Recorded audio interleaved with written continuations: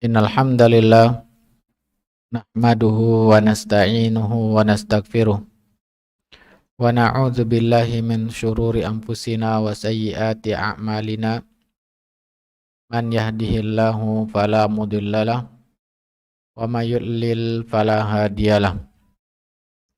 Asyhadu an la ilaha illallah wahdahu la syarikalah wa anna Muhammadan abduhu wa rasuluhu la nabiyya ba'd.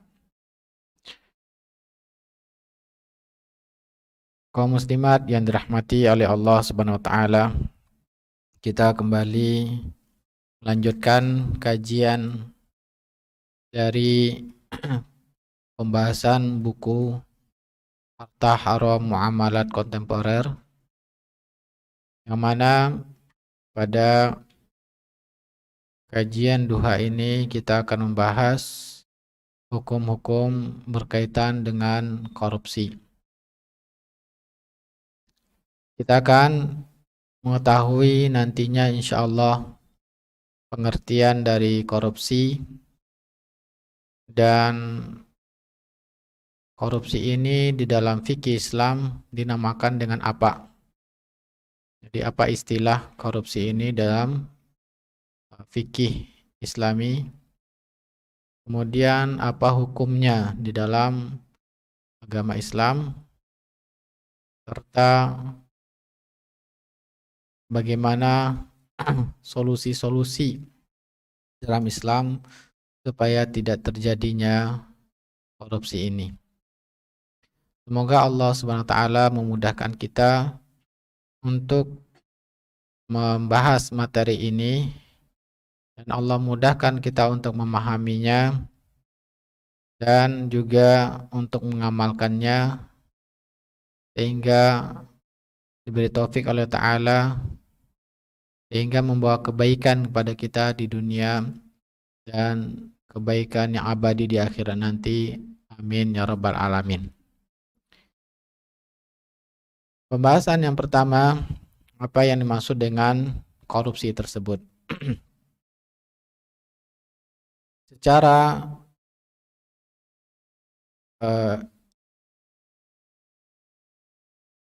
istilah, kalau kita melihat korupsi itu di dalam Kamus Besar Bahasa Indonesia disebutkan bahwa pengertian dari korupsi itu adalah penyelewengan atau penggelapan uang negara atau perusahaan, dan seterusnya. Yang mana penyelewengan tersebut atau penggelapan tersebut untuk kemaslahatan atau keuntungan pribadi maupun orang lain. Jadi menggelapkan atau menyelewengkan uang perusahaan atau negara untuk kepentingan pribadi maupun orang lain, yang mana itu tidak dibolehkan oleh negara atau oleh perusahaan, menyalahi aturan dari aturan yang sudah diatur oleh negara atau perusahaan tersebut, sehingga terjadilah penyelewengan. Nah,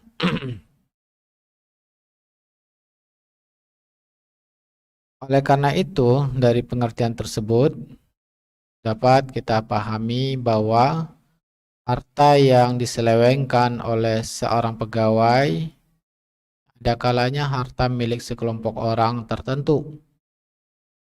Contohnya milik perusahaan. Perusahaan adalah kepemilikannya dimiliki oleh orang-orang tertentu. Atau ya, ada kalanya harta yang digunakan untuk kepentingan pribadi dan menyalahi aturan tersebut, terkadang harta tersebut milik rakyat. Nah, tadi kita ketahui dari pengertiannya bahwa harta yang diselewengkan itu adalah milik perusahaan atau negara. Nah, kalau kita melihat dalam tinjauan fikih, seharusnya seorang pegawai sebuah perusahaan atau pemerintahan, pegawai di pemerintahan diberikan amanah untuk menjalankan tugas yang sesuai diberikan oleh dan ketentuan yang oleh pemberi tugas tersebut. Kemudian karena menjalankan tugas sesuai dengan SOP dan aturan perusahaan atau pemerintah, maka dia mendapatkan imbalan gaji atas tugas yang diamanahkan tersebut. Maka ketiga pegawai tersebut menggunakan harta yang diamanahkan bukan untuk kepentingan yang sesuai ditugaskan, malah menggunakannya untuk kepentingan pribadi atau orang-orang tertentu yang ingin dia berikan masalah, ternyata itu melanggar aturan perusahaan tersebut atau melanggar aturan pemerintah.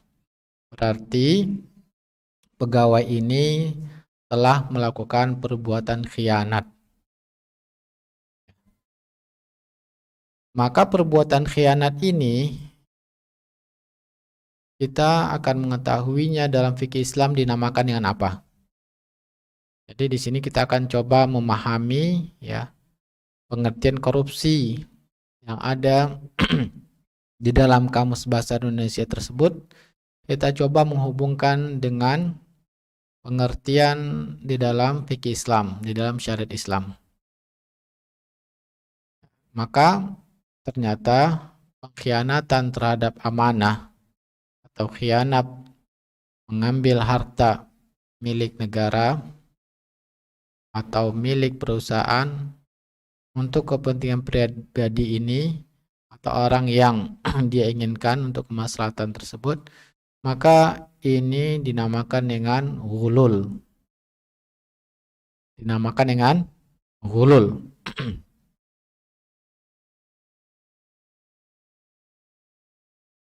Kalau kita melihat ghulul, nah sekarang kita bahas tentang ghulul. Kalau kita melihat pengertian dari ghulul tersebut, ghulul dalam bahasa Arab. Kalau kita lihat pengertian ghulul dalam bahasa Arab tersebut, yaitu seorang mujahid menggelapkan atau mengambil untuk kepentingan pribadi harta rampasan perang yang belum dibagi. Nah, ini maksudnya yang ghulul. Jadi ketika berperang, prajurit tersebut mendapatkan harta dalam peperangan tersebut dan dia langsung menggunakannya untuk kepentingan pribadinya, belum melaporkannya kepada pimpinan, belum dikumpulkan. Nah, inilah yang dinamakan dengan ghulul.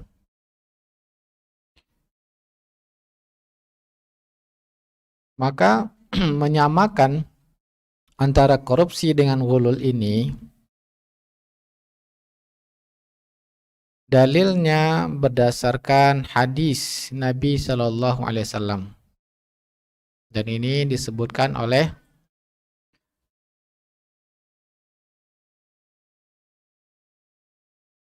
dalam buku Raudatun Naim. Raudatun Naim yang mana gabungan, buku ini tulis dari gabungan para pakar yang mana diketuai oleh Dr. Shalih bin Humaid. Dalam buku tersebut disebutkan bahwa di antara hal yang termasuk ghulul adalah menggelapkan harta rakyat umat Islam atau harta negara. Jadi inilah dalam buku tersebut menyebutkan bahwa menggelapkan harta rakyat atau harta negara ini termasuk ghulul. Kemudian menyebutkan dalilnya. Dalil ghulul tersebut apa? Sebagaimana yang diriwayatkan dari Al-Mustawrid bin Musyaddad. Mustawrid bin Musyaddad, Nabi SAW bersabda, maka nalana amilan falyaktasib zaujatan. Barang siapa yang bekerja dengan kami, maka hendaklah dia menikah. Maka hendaklah dia menikah, akan diberi biaya, akan ditanggung biayanya. Fa illam yakun lahu khadimun falyaktasib khadiman. Kalau belum memiliki pembantu karena dia bekerja sehingga butuh pembantu yang mengurus urusan rumah tangga. Nah, ini juga yang menjadi perselisihan para ulama ya. Apakah istri itu wajib masak untuk suaminya atau tidak? Nah, ternyata dahulu yang masak itu laki-laki, Ibu. Ya. Sehingga di sini dalam hadis ini karena lakinya bekerja, suaminya bekerja, akhirnya tidak bisa menyediakan makanan untuk istri, untuk anaknya. Ya. Maka bagaimana pemerintah, Nabi SAW mengatakan cari pembantu, nanti negara yang biayai. Nah, ini selalu menjadi perbedaan para ulama, apakah istri itu ya wajib atau tidak, termasuk kewajibannya memasak untuk suaminya. Dan kita tidak bahas masalah itu, biarkan nanti Ustadz yang ahli dalam itu membahasnya. Cuman saya ingin menyebutkan di sini bahwa Nabi SAW mengatakan fa'il lam yakun lahu khadimun falyaktasib khadiman. Setelah dia menikah, nah akhirnya dia bekerja dengan pemerintah dan tidak bisa memasak ya, menyediakan makanan untuk istri dan anak-anaknya, maka cari pembantu. Nanti akan dibiayakan oleh pemerintah. Kemudian fa'il lam yakun lahu maskanun falyaktasib maskanan. Maka Nabi juga mengatakan jika butuh tempat tinggal, ya, maka cari tempat tinggalnya akan dibiayakan dari uang negara. Qala Abu Bakar, ya, maka berkata Abu Bakar, ukhbirtu anna Nabiya sallallahu alaihi wasallam qala, aku diberi kabar sungguhnya Nabi sallallahu alaihi wasallam bersabda, man ittakhadha ghaira dzalika fa huwa ghalun aw sarikun. Maka kalau masih mengambil uang negara selain dari yang tadi sudah disebutkan, sudah dipenuhi kebutuhan pokoknya, ya, kemudian dia masih mengambil uang negara selain dari yang sudah disepakati, ya, sepakatnya musal tadi. Dalam hadis ini ya biaya pembantu, biaya tempat tinggal, makannya semua sudah ditanggung oleh pemerintah. Masih mengambil uang negara selain dari itu, fa huwa ghalun aw sarikun. Maka ya, dia telah berbuat ghulul atau mencuri. Maka Ibnu Hajar Al-Haytami yang wafat tahun 974 Hijriah berkata, sebagian para ulama berpendapat bahwa menggelapkan harta milik umat Islam, yang mana harta itu berasal dari Baitul Mal dan zakat, termasuk ghulul. Nah, ini juga menjelaskan bahwa menyamakan korupsi tersebut dengan ghulul. Di antaranya tadi ya, dalam kitab Raudatun Naim yang ditulis oleh pakar ulama. Kemudian juga Ibnu Hajar Al-Haytami mengatakan bahwa memakan harta dari Baitul Mal dan juga harta zakat itu ya termasuk perbuatan ghulul, dan ini sama pengertiannya dengan korupsi yang tadi kita jelaskan di awal. Kemudian juga yang mengatakan bahwa korupsi itu dalam Islam dinamakan yang ghulul, yaitu fatwa kerajaan Arab Saudi. Ya. yang mana Dewan Fatwa Komite Fatwa Kerajaan Arab Saudi dalam fatwa nomor 9450 yang mana berbunyi fatwa tersebut ghulul, yaitu pengertiannya mengambil sesuatu dari harta rampasan perang sebelum dibagi oleh pimpinan perang. Kemudian selanjutnya di akhir fatwa tersebut, dan termasuk juga ghulul harta yang diambil dari Baitul Mal dengan cara berkhianat. Jadi dapat kita pahami berarti korupsi itu di dalam Islam dinamakan dengan ghulul, dan ini adalah perbuatan khianat menyalahi aturan yang sudah diatur oleh perusahaan atau menyalahi aturan negara dalam kepegawaian, aturan kepegawaian menggunakan harta tersebut. Nah, ini namakan korupsi.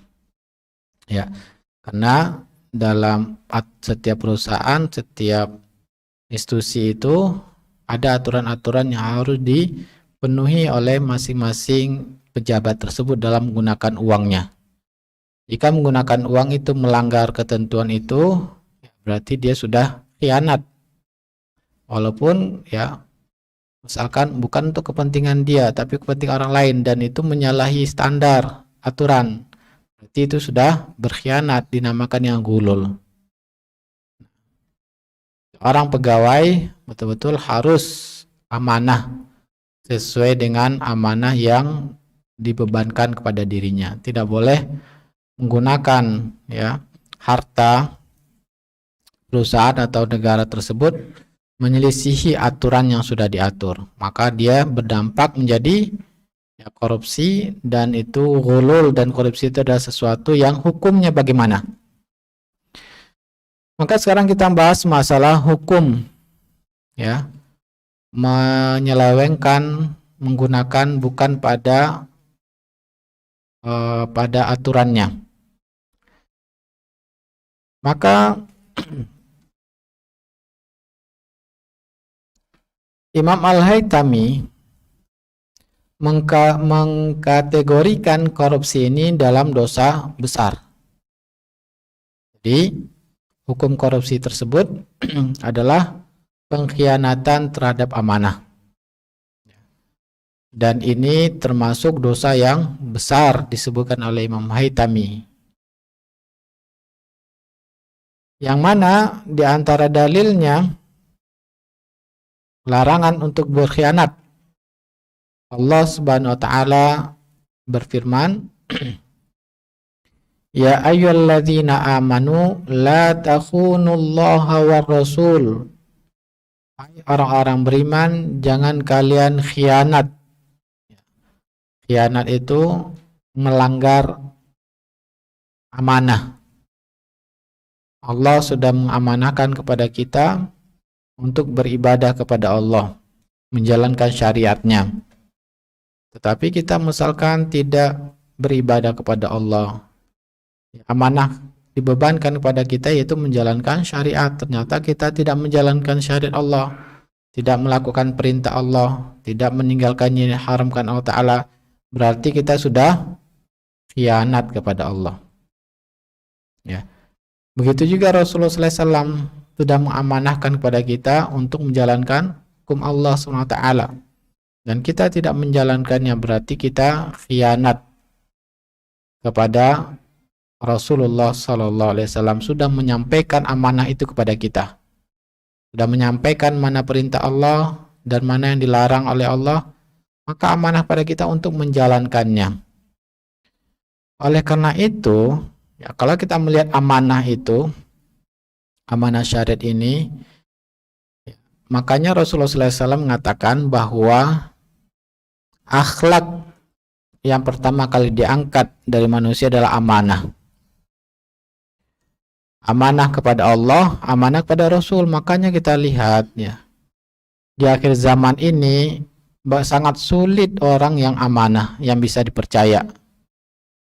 Tentu amanah yang paling wajib bagi seorang manusia adalah menjalankan apa? Syariat Allah.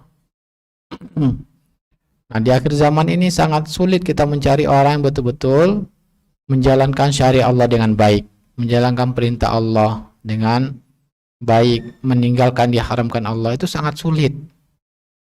Kalaulah ya orang tersebut tidak menjalankan syariat Allah, tidak menjalankan sholat wajib, tidak menutup aurat, maka amanah terhadap dunia itu lebih mudah dia untuk melanggarnya. Maka kita berhati-hati dalam mencari karyawan.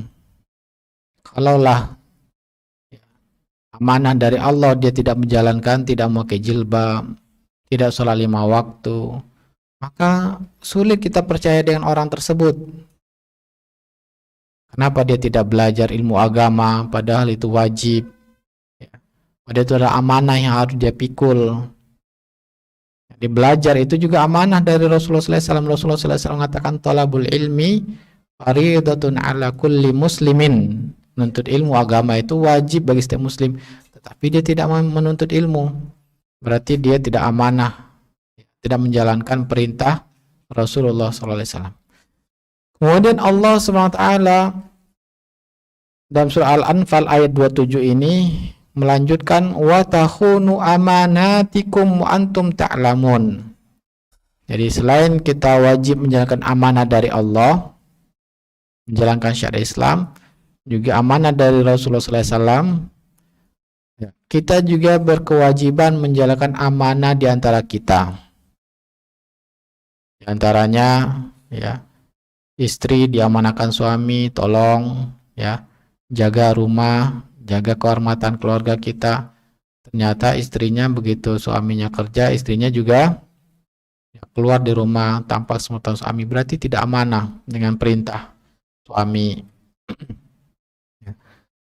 Nah, kalau misalkan seorang pegawai sudah diamanahkan, ini ya pekerjaannya ini, kemudian uangnya digunakan untuk ini, alat-alat ini digunakan untuk ini, tidak boleh menggunakannya untuk yang lain. Ternyata digunakan pada hal yang seharusnya, berarti sudah khianat, berarti sudah melakukan korupsi. Dan ini yang diingatkan Allah, wa takhunu amanatikum, dan jangan kalian berkhianat dengan amanah ya, perintah yang sudah diperintahkan pada kalian. Wa antum ta'lamun, kalian dalam keadaan sadar dan dalam keadaan mengetahui. Maka ayat ini Ar-Razi mentafsirkannya bahwa Allah memerintahkan orang-orang beriman agar tidak mengkhianati harta rampasan perang. Ya. Ini yang menjelaskan ayat tadi ya. Dan penggelapan harta rampasan perang sama dengan berkhianat terhadap Allah. Karena perbuatan tersebut pengkhianatan terhadap pemberian Allah. Juga sama dengan berkhianat terhadap Rasulullah. Karena beliau yang dipercayakan untuk membagi harta tersebut. Harta tersebut merupakan amanah di tangan para mujahidin. Dan mereka dilarang menggelapkannya sekecil apapun untuk kepentingan pribadi.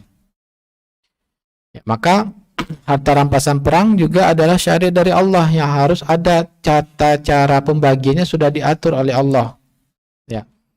Dan Rasulullah SAW diamanai oleh Allah untuk menjalankannya sesuai dengan ketentuan yang sudah ditentukan Allah. Maka tiba-tiba ya ada mujahid yang menggunakannya melanggar perintah Allah dan ya melanggar perintah Rasulullah SAW dalam masalah peperangan ini. Maka ini termasuk ya ghulul. Dan kemudian ya hukum masih berkaitan dengan hukum ghulul ini. Maka ghulul atau korupsi ini merupakan perbuatan ya yang tercela. Oleh karena itu Allah menafikannya dari Nabi SAW. Allah SWT berfirman dalam surah Ali Imran ayat 161, wa maka nali nabiyyin an yaghul. Seorang nabi tidak mungkin dia melakukan perbuatan ghulul, yaitu mengambil harta sebelum dibagi sesuai dengan ketentuan Allah. Mengambil harta negara. Wa may yaghlul ya'ti bima ghalla yaumal qiyamah. Ya. Setelah Allah menafikan perbuatan seorang nabi untuk melakukan ghulul, tidak mungkin seorang nabi melakukan ghulul. Kemudian Allah pun mengingatkan kepada kita, ya. Wa may yaghlul ya'ti bima ghalla yaumal qiyamah. Barang siapa mengambil harta untuk kepentingan pribadi maupun orang yang di luar aturan diatur oleh pemerintah, di luar atur perusahaan, maka dia akan memikulnya pada hari kiamat. Allah mengatakan, ya'ti bima ghalla yaumul qiyamah. Dia akan didatangkan harta yang diambilnya itu pada hari kiamat. Ya, akan dia pikul. Summa tuwaffa kullu nafsim ma kasabat wa hum la yuzlamun. Maka tiap-tiap diri akan diberi pembalasan tentang apa yang kerjakan. Setimpal balasannya tersebut, mereka tidak akan dianiaya oleh Allah SWT. Maka Allah menjelaskan bahwa di antara dosa besar, ya, di antara hukuman dosa besar ghulul ini, nanti dia akan dipermalukan di hari kiamat dengan memikul harta yang diambil. Kalau misalkan ya, secara aturannya semen atau aspal untuk jalan ini sekian ketebalannya, ternyata dikurangi ketebalannya, maka dia pikul aspal itu nanti. Ya. Nah, kalau dia diamanahi bawa kendaraan ini, yaitu kegunaannya untuk dinas, ternyata digunakan untuk kepentingan pribadi, untuk jalan-jalan, maka dia pikul nanti kendaraan mobil itu di hari kiamat. Dan ini yang diingatkan oleh Rasulullah Sallallahu Alaihi Wasallam, hadis yang dikatakan Bukhari dan Muslim. Abu Hurairah menceritakan suatu hari Nabi Sallallahu Alaihi Wasallam mengingatkan kami akan bahaya ghulul. Beliau membesar-besarkan siksa dan pelakunya. Ya, menunjukkan bahwa Rasulullah Sallallahu Alaihi Wasallam begitu perhatian dengan kita. Beliau sangat menakuti ya para sahabat, dan juga otomatis untuk kita pelajaran bagi kita. Begitu Nabi takut, khawatir dengan ancamannya akan menimpa diri kita. Auzubillah min dzalik. Semoga kita terhindar dari perbuatan ini. Ya Allah. Maka Nabi SAW bersabda, jangan sampai nanti di akhirat aku menemukan salah seorang di antara kalian memikul unta di pundaknya. Unta itu mengeluarkan suara. Maka Rasulullah SAW berkata, aku tidak dapat menolongmu.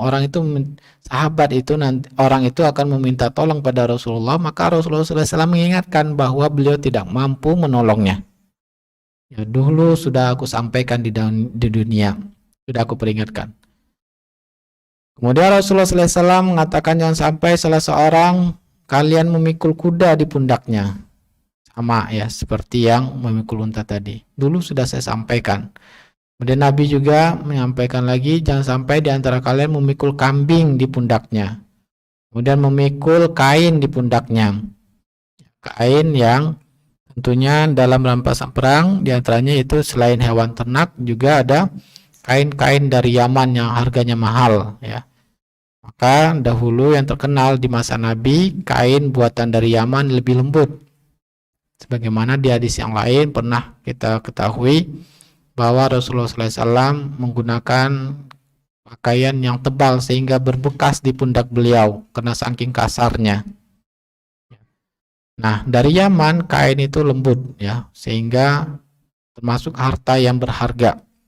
Dan jangan sampai di antara kalian, Nabi mengingatkan, nanti memikul kain-kain itu.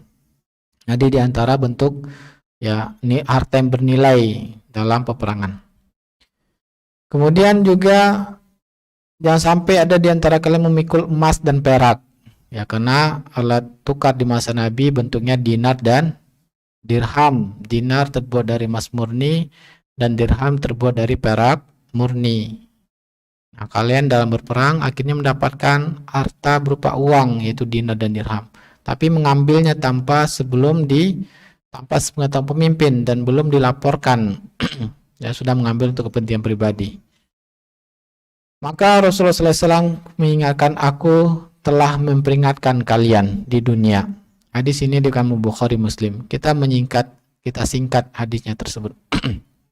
Ya, menunjukkan yang disampaikan oleh sahabat Abu Hurairah tersebut bahwa Rasulullah SAW sangat takut ada di antara kita menggunakan harta pemerintah atau harta perusahaan di luar ketentuan yang sudah diatur. Sekecil apapun yang kita ambil dari harta ya dengan cara khianat tersebut, maka dia akan memikulnya, akan dipermalukan di hari kiamat nanti. Bahkan Nabi juga bersabda yang diriwayatkan oleh Imam Muslim, man ista'malnahu minkum ala amalin, barang siapa yang kami pekerjakan di antara kalian atas suatu pekerjaan, fakata mana mikhyatan, lalu dia menyembunyikan sebuah peniti, fama fauqahu kana ghululan, atau lebih dari nilai peniti, maka dia sudah melakukan khianat, ghulul atau korupsi. la ya'tiya bihi yaumal qiyamah, niscaya dia nanti akan memikulnya pada hari kiamat. Kemudian seorang Ansar berkulit hitam menghampiri Nabi SAW seraya berkata, wahai Rasulullah, saya mundur dari tugas ini. Ya, jadi Nabi betul-betul mengingatkan, jangan kalian walau sebesar jarum pun atau lebih dari itu nanti akan kalian pikul pada hari kiamat. Ya, maka ada yang sahabat mengatakan, saya mundur dari tugas ini. Kemudian Nabi SAW bersabda, kenapa?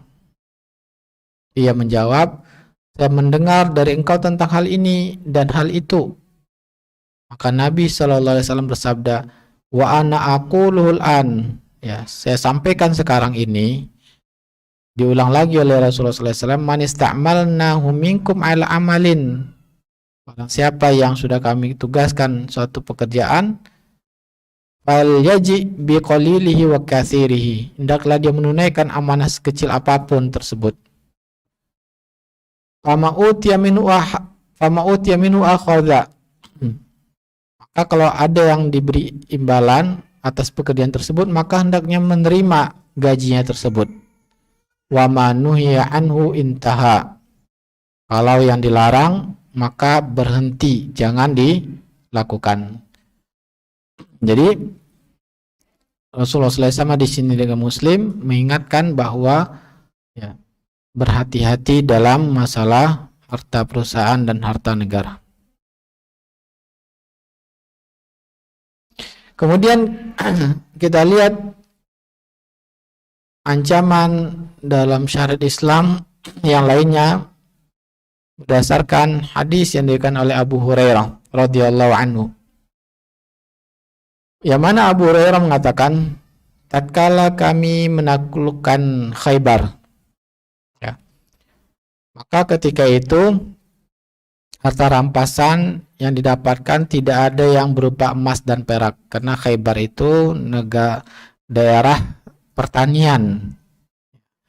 Maka yang ada ketika itu adalah berbentuk sapi, unta, barang-barang peralatan, dan kebun kurma. Kemudian kami bersama Rasulullah SAW berangkat menuju Wadi Qura. Ya, mana Wadi Qura ini ya, berarti Nabi akan kembali ke kota Madinah setelah menaklukkannya. Wadi Qura ini lembah sebelum kota Madinah. Yang mana Rasulullah SAW memiliki budak bernama Mid'am. Mid'am dari Bani Dhabab. Ketika di lembah tersebut, budak tersebut menambatkan unta Nabi Shallallahu Alaihi Wasallam. Dan ketika itu tiba-tiba Mid'am ini ya, ada anak panah yang melesat ke tubuh Mid'am dan ia pun meninggal karena anak panah tersebut. Para sahabat pun berkomentar, selamat ya. Dia mati sebagai syahid karena pulang perang bersama Rasulullah SAW, ikut berperang bersama Rasulullah SAW dan penaklukan kota Khaybar. Tetapi ketika mendengar ucapan sahabat-sahabat beliau, Rasulullah SAW mengomentari dan beliau bersabda, bal walladzi nafsi biyadihi, demi jiwaku yang berada di tangannya, kata Rasulullah SAW, inna syamlatal lati asabaha yawma Khaybar minal maghanim. Rasulullah SAW mengingkari, yang mana para sahabat tadi mengatakan bahwa Mid'am ini termasuk yang mati syahid, tetapi diingkari oleh Rasulullah SAW. Sesungguhnya jubah yang dia ambil dari rampasan perang, ya, perang Khaybar itu sebelum dibagi telah menjelma menjadi api yang sedang membakarnya. Ya, la tashtailu alaihi naran. Jadi ketika perang Khaybar ternyata Mid'am ini ya mendapatkan jubah dan itu dia sudah mengambilnya sebelum dikumpulkan dan dibagi oleh Rasulullah SAW. Nah, tentunya Rasulullah SAW ya mengetahui ini, mendapatkan wahyu dari Jibril. Maka ketika mendengar ucapan Nabi SAW tersebut, ya, seorang datang membawa tali terompah, hasil dari yang dia ambil ketika peperangan. Maka orang tersebut mengatakan, wahai Rasulullah, ini harta yang aku ambil tadi waktu peperangan. Maka sahabat tersebut pun ketakutan. Maka Rasulullah SAW ketika pengakuan dari salah sahabat tersebut yang sudah mengambil tali terompah, tali, maka Nabi mengatakan syirakun au syirakani min narin. Tali tersebut ya itu akan menjadi api neraka. Hadis ini diriwayatkan oleh Imam Bukhari dan Imam Muslim. Nah, inilah menunjukkan ya seorang muslim berhati-hati terhadap harta perusahaan atau negara. Sekecil apapun itu Allah akan ya memberikan balasan sesuai dengan apa yang kita kerjakan. Na'udzubillah min dzalik. Nah, sekarang kita akan bahas bentuk-bentuk korupsi. Ya. Maka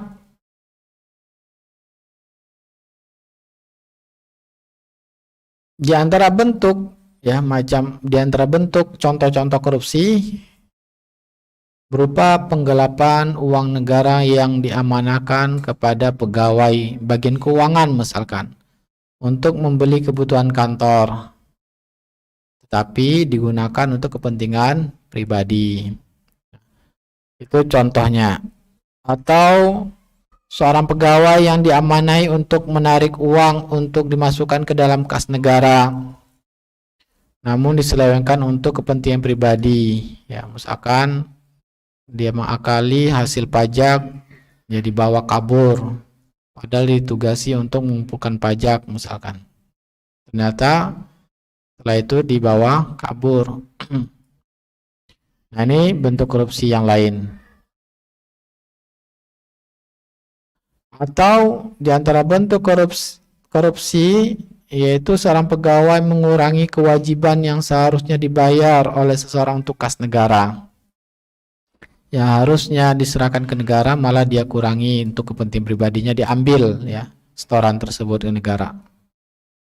Nah, di antara bentuk korupsi juga menggunakan peralatan kantor untuk kepentingan pribadi. Contohnya menggunakan mobil dinas untuk kepentingan pribadi. atau mesin fotokopi atau telepon atau internet untuk kepentingan pribadi. Ya. Nah, ini diantara bentuk korupsi yang lain. Sebagaimana ini yang dijelaskan oleh Syekh Ibnu Utsaimin, pernah ditanya tentang hal ya, satu hal yang mana beliau mengatakan jawabannya menggunakan mobil dinas, peralatan kantor lainnya seperti fotokopi, printer untuk kepentingan pribadi itu tidak dibolehkan. Karena seluruh peralatan tersebut diperuntukkan negara bagi kepentingan umum. Jika ya orang menggunakannya untuk kepentingan pribadi, maka perbuatan itu merupakan tindak kejahatan terhadap orang banyak. Sungguh yang diperuntukkan bagi kepentingan orang banyak tidak boleh digunakan untuk kepentingan pribadi, dan ini termasuk gulul, dan Nabi telah mengharamkan gulul.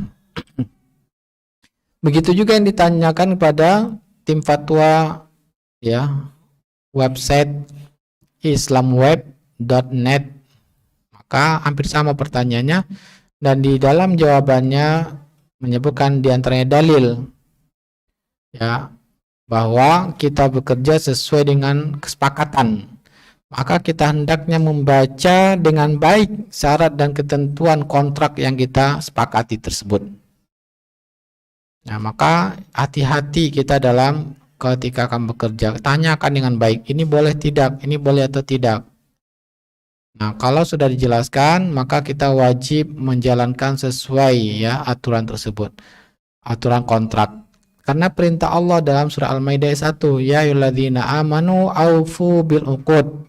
Hai orang beriman, jalanilah ya, penuhilah akad-akad yang kesepakatan yang kalian sepakati. Juga sabda Rasulullah SAW, al-muslimuna ala syurutihim. Kaum muslimin ya wajib menjalankan syarat yang mereka persyaratkan. Nah, inilah contoh-contoh ya dari bentuk korupsi. Berarti misalkan ada kesepakatan kerja jam 8 masuk ya, keluar jam 3. Maka tidak boleh datangnya lebih dari jam yang ditentukan waktu masuk. Ternyata masuknya jam 9. Berarti sudah korupsi pada waktu. Ya. Sudah korupsi pada waktu jam kerja. Maka ya jam yang dia tidak masuk itu, kalau seandainya menyalahi kontrak dan kesepakatan, maka dia menjadi sesuatu yang gajinya menjadi gaji yang haram. Ya, harusnya dia bekerja untuk kepentingan umum, tapi dia malah ya melakukan waktu itu untuk kepentingan pribadi. Maka hendaknya di awal disepakati ya, kalau rasanya tidak mampu sebaiknya jangan kita mau untuk mengemban amanah tersebut.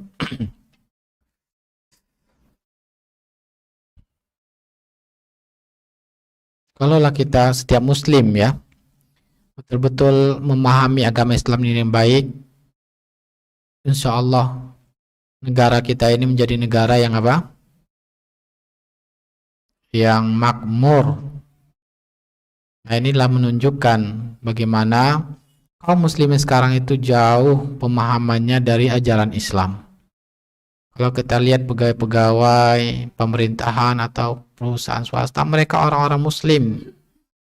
Maka oleh karena itu ya, hendaknya kita selalu memohon kepada Allah agar diberikan keistiqomahan untuk selalu belajar, dan juga ada kewajiban kita untuk menyampaikannya kepada kaum muslimin yang baik yang lain agar mereka terhindar dari hal-hal yang diharamkan ini, sehingga Allah melindungi kita dari perbuatan korupsi ini. Begitu besarnya azabnya di akhirat nanti, na'udzubillah min dzalik ya. Dan begitu beratnya amanah yang harus kita pikul. Semoga Allah mudahkan kita untuk menjalankan amanah dari Allah Subhanahu wa taala. Nah, selanjutnya bagaimana Islam untuk langkah-langkahnya untuk memberantas korupsi ini. Maka ada beberapa pendahuluan yang kita lihat tentang langkah-langkah dalam Islam ini memberantas korupsi.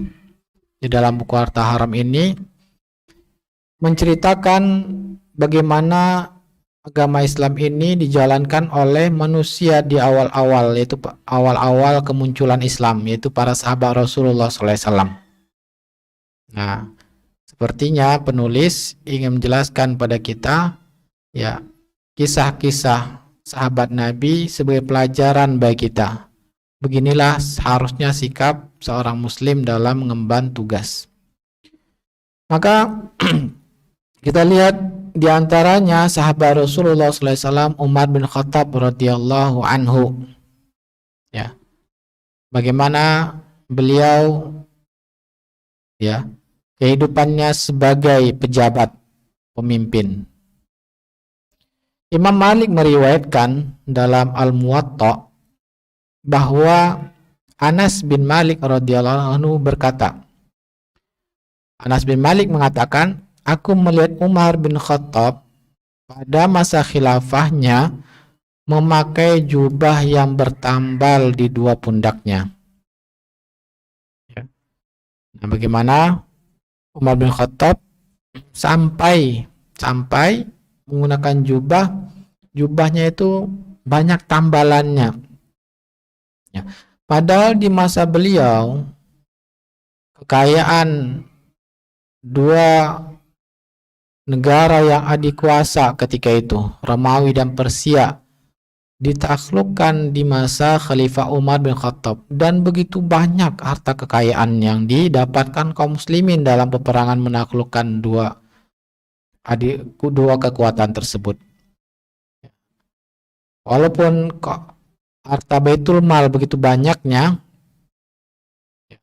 dan yang membagikannya adalah di bawah kepemimpinan Umar bin Khattab, sedangkan Umar bin Khattab memiliki jubah yang bertambal, menunjukkan bagaimana pasti Umar tidak pernah mengambil ya lebih dari yang sudah diatur oleh aturan, sehingga akhirnya Umar pun tetap memakai jubah yang bertambal. Nah, kita lihat bagaimana kisah Umar bin Khattab. Ibnu Zunjuwaih wafat pada tahun 247 Hijriah, juga meriwayatkan dalam bukunya yaitu Al-Amwal. Al-Amwal itu artinya harta. Mengatakan bahwa Umar bin Khattab memiliki seekor unta. Ya, budaknya biasa memerah susu unta itu setiap hari untuk diberikan pada Umar. Suatu ketika budaknya membawa susu untuk diberikan pada Umar. Nah, Umar bin Khattab merasa ada yang aneh dari kebiasaan. Ya, maka beliau pun bertanya, susu unta dari mana yang kamu bawa ini? Maka budaknya menjawab, yaitu dari unta milik negara, yang mana unta ini telah kehilangan anaknya. Maka saya perah susunya agar tidak kering ya, dan tidak berbahaya bagi unta tersebut, dan ini harta Allah. Maka apa yang terjadi pada Umar setelah mendapatkan berita tersebut? Maka beliau pun berkata, celakalah engkau beri aku minuman dari neraka. Maka ya, begitu takutnya Umar bin Khattab.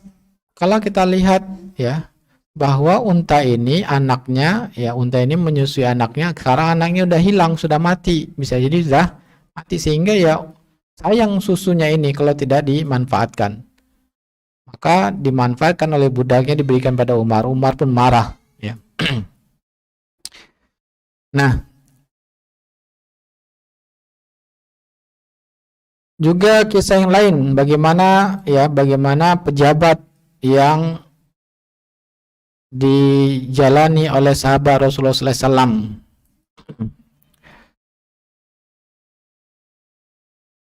juga berkaitan dengan Umar bin Khattab, yaitu Abu Musa menitipkan ya sejumlah uang negara yang hendak dikirimkan kepada Umar bin Khattab melalui Abdullah dan Ubaidillah. Keduanya adalah anak dari Umar bin Khattab. Jadi Abdullah bin Umar dan juga Ubaidillah bin Umar. Maka Abu Musa ketika itu beliau menjadi gubernur kota Basrah, sehingga harta yang didapatkan dari Basrah akan dikirim ke kota Madinah. Maka ketika itu tidak ada transfer ya, jadi harta itu harus dibawa. Maka menitipkannya, Abu Musa menitipkan pada Abdullah dan Ubaidillah. Seraya berkata kepada Abdullah dan Ubaidillah, uang ini saya pinjamkan kepada kalian berdua, lalu kalian beli barang perniagaan dari Irak dan kalian jual di Madinah. Setelah itu kalian serahkan kepada khalifah uang negara dan labanya milik kalian. Lihat bagaimana Abu Musa al-Asy'ari beliau berusaha beristihad supaya bagaimana harta ini aman, harta negara aman, dengan cara menjadikan akad utang piutang. Ya. Karena kalau utang piutang, nah kalau dibawa beban amanah begitu saja, khawatir kalau di perjalanan ada apa-apa sehingga hilang harta negara. Jelas? Misalkan dirampok dalam perjalanan, maka ya bisa menjadi apa? Hilang harta negara. Maka Abu Musa beristihad bahwa saya pinjamkan pada kalian, sehingga kalau ada apa-apa kalian bertanggung jawab. Kalian harus tetap mengembalikannya pada negara nanti. Nah, boleh kalian pakai untuk modal usaha beli barang di sini, nanti jual Madinah. Hasil penjualannya nanti serahkan ke negara. Supaya uang negara ini aman, kalau terjadi apa-apa tetap berkewajiban mengembalikannya. Nah, sesampainya di Madinah, maka dilakukanlah oleh Abdullah dan Ubaidillah sesuai dengan yang diamanahkan oleh Abu Musa. Nah, kemudian setelah itu pun diberikan ya, setelah dilakukan dan ada uang tersebut diberikan pada Umar. Kemudian Umar bertanya, apakah seluruh tentara yang ikut dalam perjalanan tersebut mendapatkan pinjaman yang sama? Maka mereka menjawab tidak. Umar berkata, berarti karena kalian anak khalifah, maka dia memberikan pada Abu Musa memberikan pada kalian pinjaman modal. Maka Umar pun mengatakan, serahkan modal dan labanya seluruhnya masuk Baitul Mal. Saya khawatir karena kalian anak khalifah, saya khawatir hanya kalian mendapatkan manfaat sebagai khalifah, mendapatkan pinjaman sehingga kalian mendapatkan keuntungan. Ya, keuntungannya saya khawatir ini haram karena ada unsur ya sebagai anak khalifah. Maka Abdullah pun diam, dia tidak menjawab, Abdullah bin Umar. Adapun Ubaidillah memberanikan diri berujar, wahai Amirul Mukminin, tidak pantas engkau lakukan itu. Karena jika pendidikan kami rugi, kami tetap mengganti harta negara. Kami menanggung risiko. Ya. Berarti adil. Karena kami yang menanggung risiko. Jika rugi atau ada apa-apa di perjalanan, kami tetap berkewajiban mengembalikan harta negara. Dan itu memang yang terbaik, termaslahat untuk negara. Kalau hanya amanah, dikhawatirkan hilang atau dirampas di tengah perjalanan. Ya. Nah, maka salah seorang yang hadir dalam majelis tersebut berkata, wahai Amirul Mukminin, buatlah menjadi akad mudharabah. Ya. Yaitu bagaimana dijadikan utang piutang tadi, ya karena Umar khawatir keuntungannya ini semuanya menjadi riba, maka ada yang mengusulkan dari sahabat yang lain, kalau gitu ya jadikan saja mudharabah. Sebagian keuntungannya diberikan ke Baitul Mal dan sebagian keuntungan karena ada risiko menanggung kerugian ketika terjadi gagal ketika usahanya gagal atau dirampas di perjalanan, maka berhak juga untuk mendapatkan keuntungan dari laba tersebut. Nah inilah bahwa Ibnu Hajar berkata sanad atsar ini sahih. Nah, bagaimana hati-hatinya Umar bin Khattab, ya sampai anaknya pun, bukan dirinya saja, semua keluarganya diingatkannya tentang, ya jangan sampai kita, ya, mengambil manfaat dari negara. Jangan sampai kita mengambil manfaat dari negara walaupun hanya nama.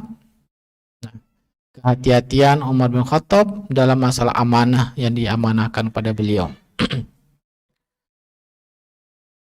Dan begitu banyak sebetulnya ya kisah yang lain, dan insya Allah kisah-kisah yang lain ini akan kita pelajari, kita akan bahas pada pertemuan berikutnya ya, karena sesi materi sepertinya sudah 1 jam ya. Begitu banyak kisah-kisah yang bisa kita ambil dari sahabat Rasulullah SAW sebagai panutan bagi kita ya dalam kehidupan ini agar selamat di dunia dan di akhirat, karena memang sahabat Nabi lah orang-orang yang pilihan yang patut kita jadikan suri tauladan kita dalam kehidupan dunia ini. Sisa waktu kita akan diskusi dan tanya jawab.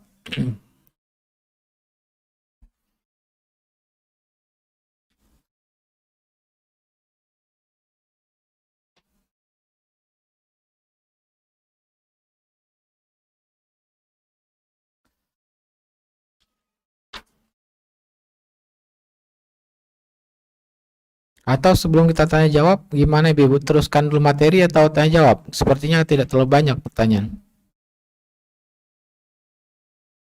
Oh, dari online ada ya, baik. Bismillah Ustadz, Afwan izin bertanya, ada fulanah yang bernazar untuk mengirim makanan ke tetangga atau saudara. Namun berubah pikiran, uangnya disedekahkan saja. Bagaimana ya hukumnya? Mohon pencerahannya, syukron. Ya, sepertinya saya butuh minum dulu nih.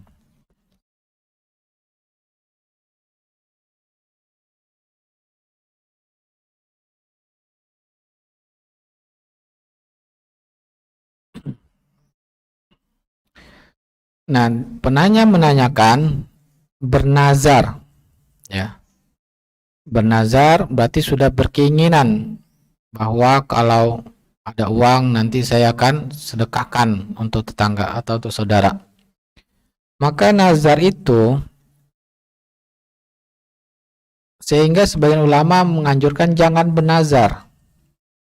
Ya. Sebaiknya jangan bernazar. Karena kalau nazar setelah itu kita menjadi berkewajiban untuk melaksanakannya. Dikhawatirkan, kenapa kita jangan bernazar? Dikhawatirkan kita tidak bisa menjalankannya, maka menjadi suatu kewajiban yang malah menyebabkan kita berdosa karena tidak menjalankannya. Menunjukkan nazar itu hukum asalnya boleh, tapi ketika sudah bernazar, sudah diniatkan, maka hukumnya menjadi wajib untuk dilaksanakan. Maka pertanyaannya, ya, bolehkah untuk disedekahkan saja? Tidak boleh.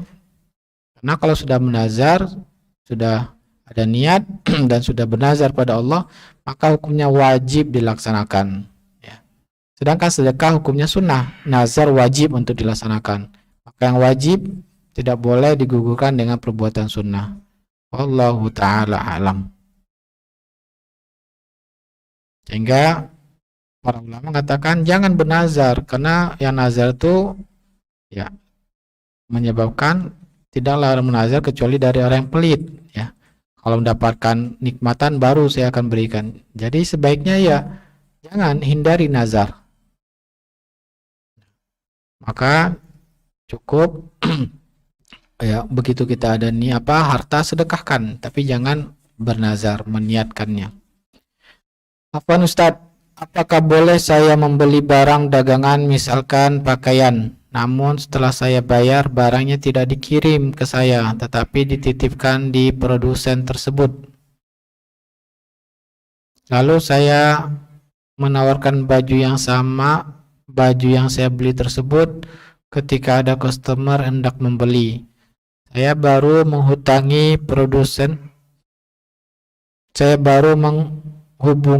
produsen baju tersebut untuk mengirim barang yang saya titipkan untuk dikirim ke customer saya.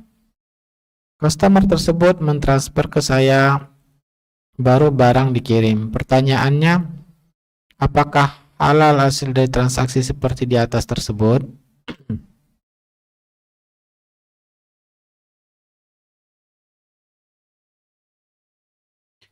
Nah, kalau yang saya perhatikan bahwa antara ibu dengan produsen ini berarti akannya jual beli, ya. Nah, akad jual beli, kemudian yang penanya akan menjual lagi barang yang dibelinya kepada orang lain. Dan masalah ini sudah pernah ditanyakan oleh Hakim bin Hizam kepada Rasulullah SAW. Yang mana Hakim bin Hizam mengatakan, ya Rasulullah, ini ashtari buyu'an. Saya membeli barang yang akan saya jual. Ya, sama seperti pertanyaan ini, membeli baju yang akan dijual lagi. Maka Hakim bin Hizam bertanya pada Rasulullah SAW, fama yahillu li wa ma yahrumu alayya. Kemudian apa yang boleh saya lakukan dan yang haram saya lakukan? Maka Rasulullah SAW mengatakan, la tabi syai'an hatta tastawfiyahu atau hatta takbidahu. Jangan kamu menjual barang yang kamu beli tersebut hingga engkau menguasainya. Maka Nabi menjelaskan, haram menjual barang yang kita beli yang mana barang itu belum kita kuasai. Maka kita harus serah terima dulu. Ya. Barang yang kita beli itu kita terima dulu, baru boleh kita menjual ke orang lain. Nah, ini dititipkan kepada produsen, berarti kita belum menguasainya. Karena masih barang ini berada di penjual pertama. Ya, maka istilah menitipkan ini ini ya hanya istilah saja, pada hakikatnya barang masih di penjual pertama. Maka ini melanggar ucapan Nabi tadi, yang mana kita harus kalau ingin menjualnya harus serah terima dulu, kita terima dulu barangnya, baru boleh kita untuk menjual lagi pada orang lain. Wallahu ta'ala alam. Solusinya bagaimana? Solusinya jangan dititipkan ke produsen karena dia masih penjual. Produsen itu dia yang penjual pertama, itu bukan menitipkan namanya. Maka yang betul-betul kita serah terima itu cari wakil yang lain, wakil lain sebagai wakil kita selain penjual, untuk sebagai orang yang kita amanahkan menguasai barangan kita, barang dagangan kita, supaya ya terpisah hukumnya antara penjual dengan kita. Nah, karena dengan diterima oleh wakil kita berarti sudah lepas tanggung jawab penjual pertama. Nah, itulah hikmahnya kenapa Nabi SAW melarang, supaya jelas tanggung jawab pada barang tersebut. Kalau masih di tangan penjual pertama, tanggung jawabnya masih berada di penjual pertama. Nah, sehingga dengan adanya tanggung jawab masih berada bukan pada penjual yang kedua, maka ya dilarang Nabi untuk menjualnya, karena menjual itu ada keuntungan. Ya, karena menjual lagi itu pasti ada keuntungan. Jadilah keuntungan ini menyebabkan keuntungan tanpa ada risiko. Mana Nabi mengharamkan keuntungan tanpa ada risiko.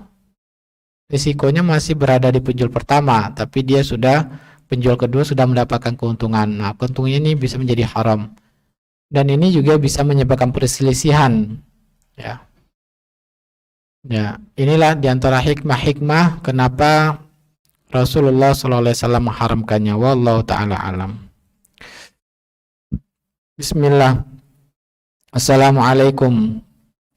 Bolehkah seorang pengajar memakai fasilitas di tempat mengajarnya seperti memasak, mencuci mobil pribadi, tidur di sana memakai AC, Alasannya sudah diizinkan lembaga. Padahal setelah di apa ini? Ditanyakan tidak pernah izin, dan muhsinin yang membantu lembaga tersebut untuk operasional tidak meridhoi. Bagaimana hukum dan nasihat Ustadz? Ya, maka sebagai sama muslim, kita hendaknya sebagaimana kita cinta pada diri kita, menjaga diri kita dari hal yang diharamkan oleh Allah dan Rasul-Nya, ya, maka begitu juga hendaknya kita ya perhatian dengan orang-orang kaum muslimin yang lainnya, karena kita bersaudara. Dengan niat, nah ini yang perlu kita perhatikan, dengan niat betul-betul kecintaan kita kepada muslim yang lain. Karena Allah mengatakan, wa ta'awanu 'alal birri wat taqwa. Tolong menolonglah kalian dalam kebaikan dan ketaatan. Dan juga ya kewajiban untuk mengingkari kemungkaran. Nah, kalau kita melihat kemungkaran, maka kita sampaikan dengan cara yang maslahat, yang baik. Ya, sebaiknya kita sampaikan dengan cara baik bahwa ini ya menggunakan milik umat untuk kepentingan pribadi, ya ini bisa menyebabkan termasuk ghulul, memakan atau menyelewengkan harta untuk kepentingan pribadi. Dan di sana tugas kita hanya menyampaikan. Wallahu ta'ala alam. Ada kewajiban untuk menyampaikan. Tapi dengan niat ya, dengan niat bahwa kita ya saling tolong menolong untuk menjalankan syariat Allah. Nah, ini yang pentingnya. Jangan kita sampai mendakwakan orang lain tapi malah terbawa emosi. Betul-betul kita awali dulu untuk mendakwakan itu dengan niat karena kecintaan ya, supaya apapun ucapan yang keluar dari kita betul-betul ya akan lebih terjaga ya dari godaan syaitan. Jangan sampai malah menyebabkan mengingkari kemungkaran, malah menyebabkan permusuhan yang selanjutnya lebih membahayakan. Wallahu ta'ala. Assalamualaikum Ustadz, izin bertanya kondisi ini. Satu, ini kok sama sih ya? Sama ini pertanyaan. Ya.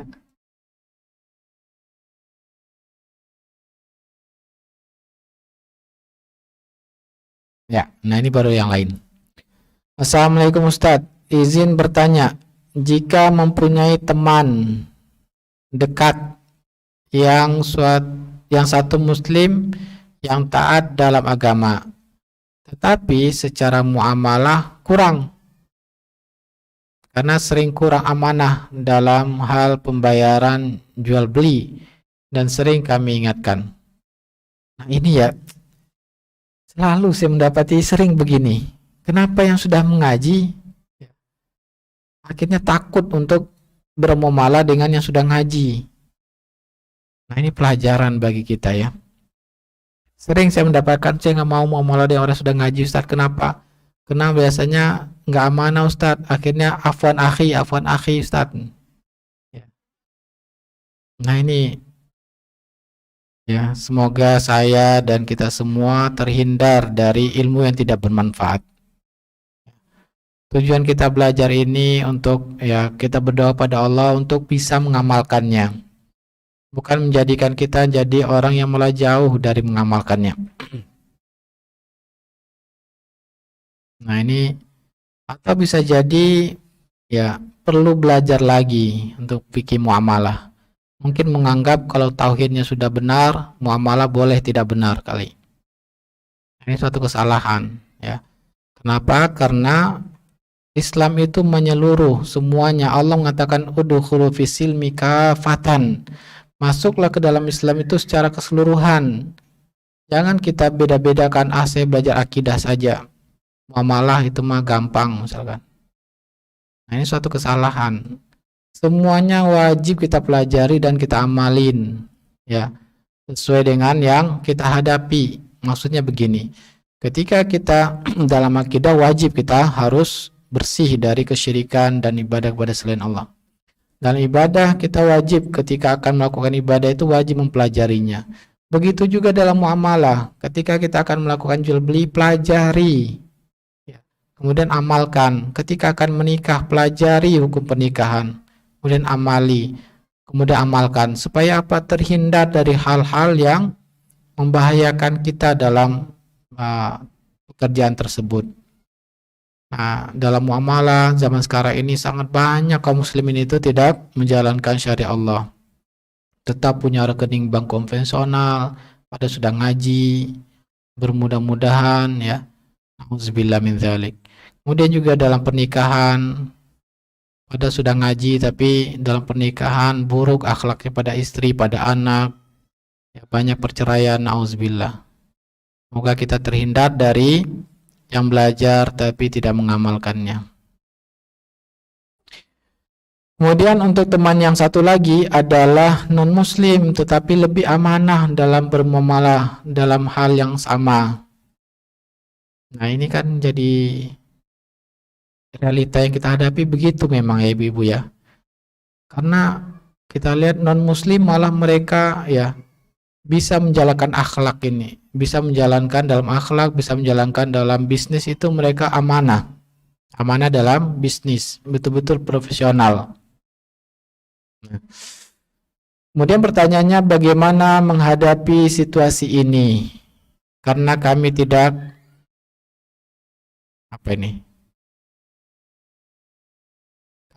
karena kami tidak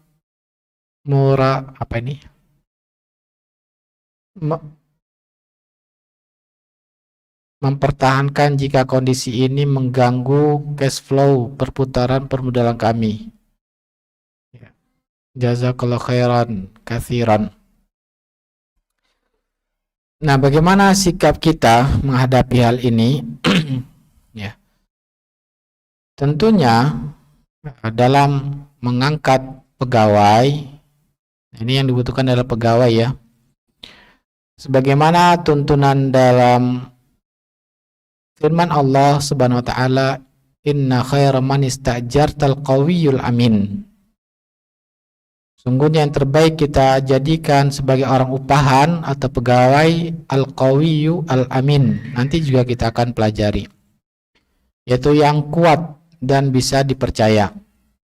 Yang kuat itu kuat fisiknya, kuat pengetahuannya. Ya. Maksudnya memang dia profesional di bidangnya, ahli di bidangnya. Itu maksudnya kuat. Dan juga fisiknya kuat, tidak sakit-sakitan, tidak masalah dengan fisiknya. Nah, itu yang kita perhatikan kalau ingin ya mencari pegawai sesuai dengan tuntunan Allah. Kemudian al-amin yang bisa dipercaya. Maka tentunya tadi tujuannya membuat usaha supaya mendapatkan rezeki Allah yang halal. Ya, dari keuntungan tersebut. Dalam bisnis pasti tujuannya hendaknya seorang muslim tersebut ya mendapatkan keuntungan yang halal, betul-betul memperhatikan syariat Islam. Nah, untuk bisa mendapatkan keuntungan tersebut butuh orang-orang yang profesional. Ternyata yang profesional dan bisa dipercaya yaitu hanya non-muslim. Maka tentu saja itu dibolehkan. Karena muamalah dengan muslim dan non-muslim dalam muamalah itu dibolehkan selagi sesuai dengan syariat Allah. Nah, orang yang profesional ini memang anjuran Islam, ya. Karena Nabi menyukai seseorang yang ketika bekerja suatu pekerjaan dia ahli di bidang tersebut, tekun dia dalam pekerjaan. Jadi Nabi pun menganjurkan ketika kita akan melakukan suatu pekerjaan betul-betul kita ahli di bidangnya, jangan asal-asalan, ya. Maka seorang muslim itu harusnya jangan ya totalitas harusnya bekerja itu. Totalitas pada Allah juga dalam tugas amanah dia totalitas, tidak boleh khianat.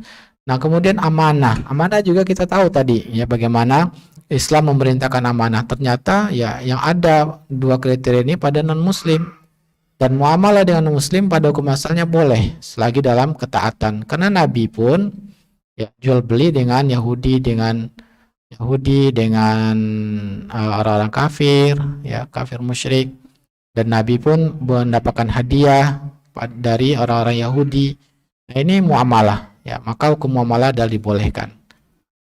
Wallahu taala alam. Malah dengan mengangkat, ya, karyawan dari orang yang tidak amanah walaupun sudah ngaji, malah menyebabkan perselisihan, dan itu memang ya harus dihindari dalam Islam. Tidak boleh kita mengangkatnya. Assalamualaikum Ustadz. Afwan bertanya, pada saat kerja dahulu saya sering menggunakan fasilitas perusahaan, contoh fotokopi, telepon untuk keperluan pribadi, internet juga. Ustadz, bagaimana caranya saya bertobat? Kondisinya sekarang saya sudah resign. Ya. Nah, pertama yang harus kita ketahui, ya, yang mana Rasulullah SAW mengatakan bahwa tidak dianggap suatu kesalahan atau dosa ketika kita tidak tahu. Ya, rufi'al qalam 'anil jahili hatta ya'lam. Diangkat pena tersebut, artinya tidak dicatat suatu kesalahan, suatu dosa dari orang yang tidak tahu sampai dia tahu. Nah, perbuatan ketika tidak tahu, kalau memang betul-betul tidak tahu, maka ya itu tidak dianggap suatu kesalahan. Maka hendaknya, oleh karena itu kita terus belajar, dan alhamdulillah sekarang tahu, Ustadz. Nah, apakah saya harus bagaimana? Apakah harus mengeluarkan biaya-biaya tersebut? Ya. Maka tadi hukum asalnya bahwa tidak mengapa kalau memang tidak tahu, cuman khawatir tahu tapi pura-pura tidak tahu, ya. Sebetulnya sudah tahu, Ustadz, sudah ada aturannya, Ustadz. Dan tapi saya waktu itu ya kena masih imannya atau perhatiannya kurang perhatian sehingga ya nggak peduli. Nah, mungkin ini yang kita khawatirkan mungkin. Ya. Sebetulnya sudah diatur, tidak boleh menggunakan pribadi. Ya. Nah, kalau memang demikian, kita khawatir sebetulnya sudah tahu, sudah ada aturannya tapi tetap melanggar, ya maka sebaiknya perkirakan, keluarkan pada fakir dan miskin. Perkirakan berapa.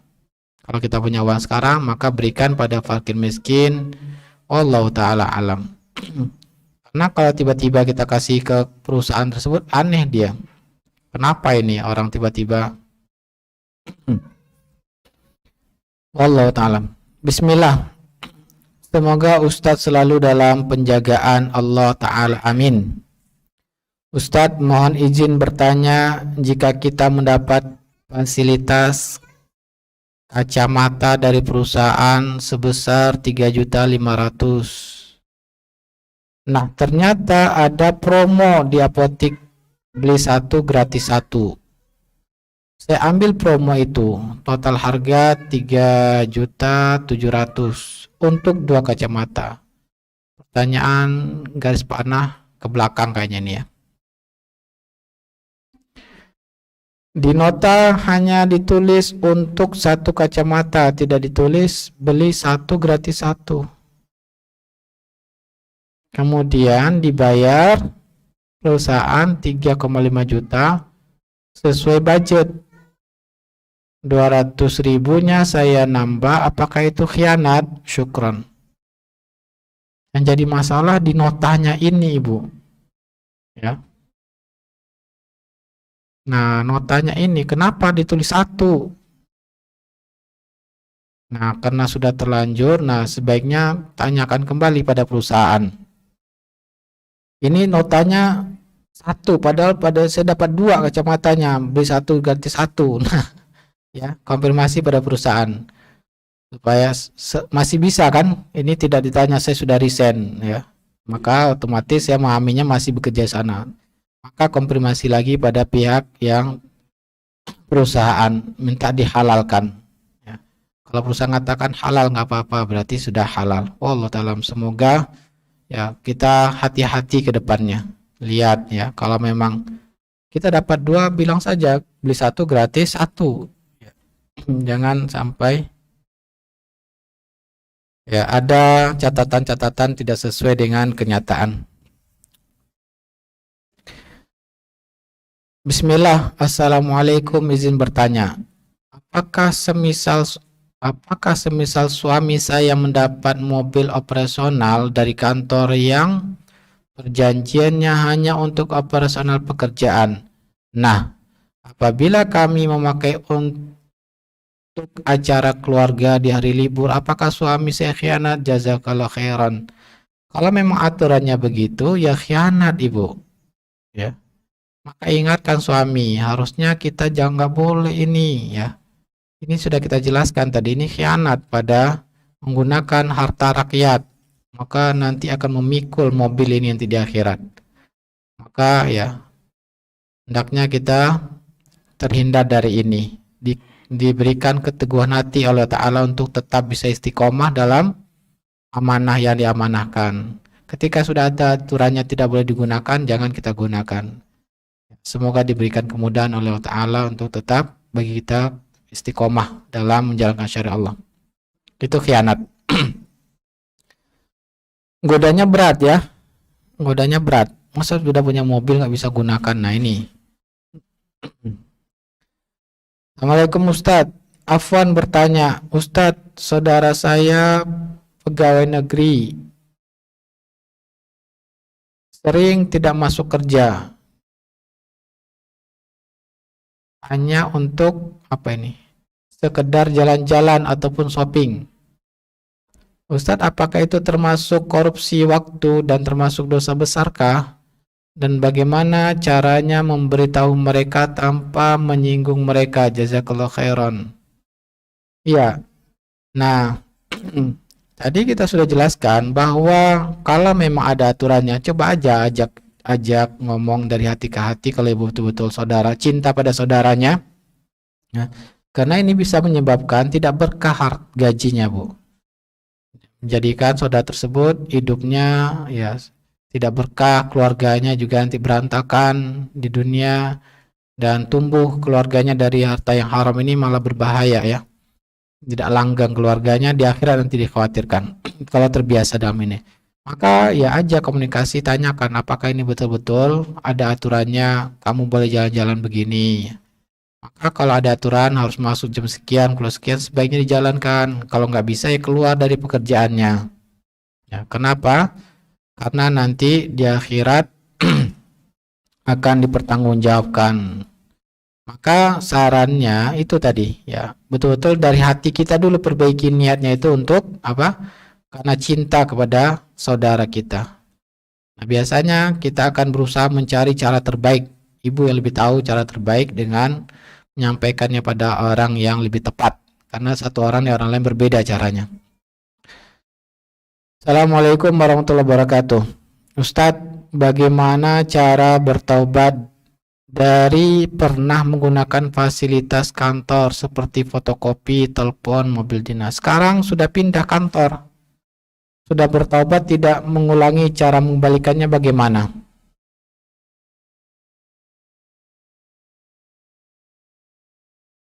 Ya, sudah pindah.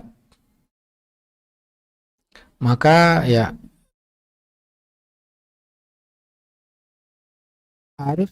seharusnya ketika kita mengambil milik ini harus dikembalikan.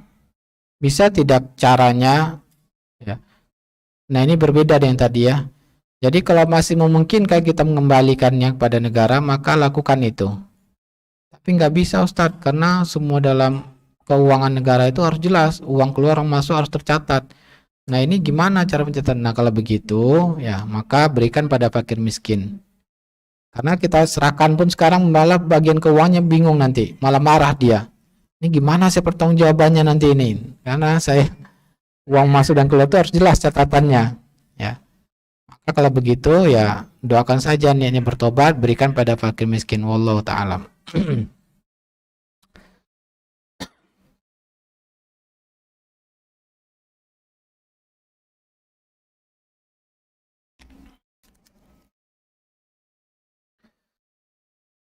Karena pengalaman ya, untuk utang-utang, misalkan kita berutang suatu perusahaan, ternyata perusahaannya itu ya kita datangin, kita akan kembalikan, bingung dia. Nggak mau nanti lepot catatan ininya, keuangannya katanya. Akhirnya ya gimana, kita nggak bisa ya. dikembalikan ke perusahaan itu. Maka ya caranya berikan pada fakir miskin. Wallahu ta'ala. Assalamualaikum, bismillah. Semoga Ustadz, tim panitia kajian dan ibu-ibu semua dirahmati oleh Allah Ta'ala. Amin ya rabbal alamin. Izin bertanya Ustadz, jika suami kita membalas WA atau telepon dari istri atau keluarganya pada saat jam kerja, apa itu termasuk korupsi waktu? Sedangkan di dalam peraturan kerja bersama sudah tercantum larangan menggunakan smartphone pada saat jam kerja, selain untuk kebutuhan pekerjaan. Catatan, istri atau keluarga WA atau telepon kondisi urgen, misalkan menginformasikan jika anaknya sakit atau hal yang bersifat lainnya. Semoga Allah Ta'ala mudahkan Ustadz untuk menjawab pertanyaan ini. Ya, Allah Ta'ala pada hukum asalnya tidak boleh karena ada aturan tadi. Maka karena urgen ini bisa menjadikan dibolehkan. Ya. Perusahaan pun pasti akan mengizinkan kalau dalam hal yang penting seperti ini. Contohnya seperti anak sakit atau kondisi darurat lainnya, maka itu boleh. Kenapa? Karena anak sakit ini khawatir kalau tidak nelpon misalkan berbahaya pada kondisinya. Dan Allah mengatakan waqad fassala lakum ma harrama 'alaikum illa ma turirtum ilai. Dalam agama saja, ya. Dalam agama Allah mengatakan Allah sudah jelaskan yang haram kecuali kalian terpaksa melakukannya. Maka hak Allah dalam agama, maka Allah memberikan keringanan. Nah, memang hak manusia itu perlu keridhaan dari manusia. Tapi saya rasa ya maka sebaiknya tanyakan kepada perusahaan tersebut. Saya rasa sih secara manusiawi dan hukum kebiasaan, kalau untuk hal-hal darurat itu dibolehkan. Larangannya itu hanya sifatnya yang ya bermain-main dengan smartphone, itu maksudnya. Ya itu dipahami dari hukum kebiasaan masyarakat. Wallahu ta'ala. Ya. Tapi yang kalau bukan urgent maka tidak boleh. Hanya nanyakan makan, ya sudah makan belum, pakai apa makannya, di mana makannya. Nah ini, nah mungkin karena baru nikah ya ibu-ibu ya, baru nikah sehingga masih lagi sayang-sayangnya ya, sehingga baru keluar dari rumah sudah nelpon ya, nelpon sambil kerja. Nah ini yang diharamkan. Ya, Allah Ta'ala. Tapi kalau seperti yang ditanyakan kena sakit itu dibolehkan. Allah Ta'ala. Biasanya perusahaan manapun pasti membolehkan. Bismillah Ustadz, jika kita punya banyak perhiasan, Masya Allah, Barakallahu fiikum, semoga Allah berikan berkahan pada perhiasannya, dan sudah memenuhi nisab dan haulnya, apakah perhiasan tersebut harus dizakati meski sering dipakai? Jazakallah khairan. Baik. Jumhur ulama mengatakan tergantung dari niat pembelian awal. Kalau niat awalnya ingin barang yang dipakai, maka tidak ada kewajiban zakat. Ya, perhiasan ini niat awalnya karena ingin barang perhiasan. Memang niatnya sebagai perhiasan yang dipakai, bukan yang lain niatnya. Maka dia tidak wajib zakat. Ya, jelas. Sebagian ulama mengatakan bahwa perhiasan ini, diantaranya Syekh bin Baz ya, Syekh bin Baz juga ulama-ulama kontemporer ya, mengatakan bahwa walaupun perhiasan dan diniatkan untuk dipakai, tetap ada kewajiban zakatnya. Dalilnya apa? Ulama yang mewajibkan keumuman firman Allah Subhanahu wa taala, yaitu Allah mengatakan walladzina yaknizuna dzahaba wal fiddata wala yunfikunaha fi sabilillah fabashshirhum bi'adzabin alim. Orang-orang yang menimbun emas dan perak. Emas ini umum, baik itu di mata uang maupun emas perhiasan, karena umum. Dengan keumuman ini maka apapun bentuk emas dan perak wajib dikeluarkan zakatnya. Ini dalil yang wajibkan. Kemudian dalil yang lain. Dan hadis ini yaitu sebuah hadis yang mana derajat hadisnya diperselisihkan para ulama. Imam Syafi'i mengatakan hadisnya lemah. Ulama-ulama mazhab mengatakan tadi tidak wajib, berarti melemahkan hadis ini. Yaitu hadis seorang sahabiat bertemu dengan Nabi Shallallahu Alaihi Wasallam dengan anaknya. Maka Nabi melihat anaknya ini menggunakan gelang emas. Maka Nabi bertanya, apakah sudah dibayarkan zakatnya? Maka ibunya mengatakan belum. Maka Nabi Shallallahu Alaihi Wasallam mengatakan, maukah gelang ini akan menjadi api neraka yang membakar nanti di akhirat? Maka ketika itu sahabat tersebut mengeluarkan zakatnya. Nah, di sini diperselisihkan derajatnya oleh para ulama. Maka di antaranya Syekh bin Baz mengatakan hadis ini sahih, dan juga banyak ulama yang mensahihkan hadis ini, ulama-ulama kontemporer. Ya. Maka kalau kita melihat pertanyaan dan jawaban dari lembaga-lembaga fatwa, selalu mengatakan, jumhur ulama mengatakan tidak wajib, tetapi untuk kehati-hatian lebih baik kita mengeluarkannya. Selalu itu fatwanya. Jelas? Ya, karena kita khawatir dengan keumuman firman Ta'ala, dan seandainya hadis itu sahih, ternyata ya hadisnya itu sahih, maka berdampak bagi kita, dan lebih aman kita kalau memang sudah banyak ya, sudah banyak, maka sebaiknya keluarkan ya untuk kehati-hatian. Kemudian juga ya itu masalah yang memang niat awalnya untuk dipakai. Bagaimana kalau niat awalnya untuk investasi? Nah, ya, misalkan kenapa beli perhiasan? Ya, untuk dipakai juga sebagai investasi. Nah, maka ini ya, atau niat awalnya memang hanya untuk investasi, untuk nanti kalau butuh uang bisa dijual lagi, maka ini lebih kuat sebaiknya untuk dikeluarkan zakatnya. Dan saya yakin ya, orang yang beli emas itu, apalagi kalau logam mulia ya, dan ibu-ibu juga kenapa beli perhiasan, Bu?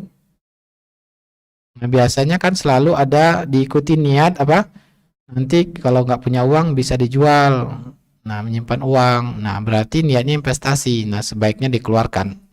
Ya, karena memang niat awalnya bukan untuk dipakai, tapi niat awalnya untuk menyimpan kekayaan. Ya, karena Allah mengatakan walladzina yaknizuna dzahaba, orang yang menimbun-nimbun harta. Nah, kita khawatir ini bukan barang dipakai, tapi untuk menimbun harta saja.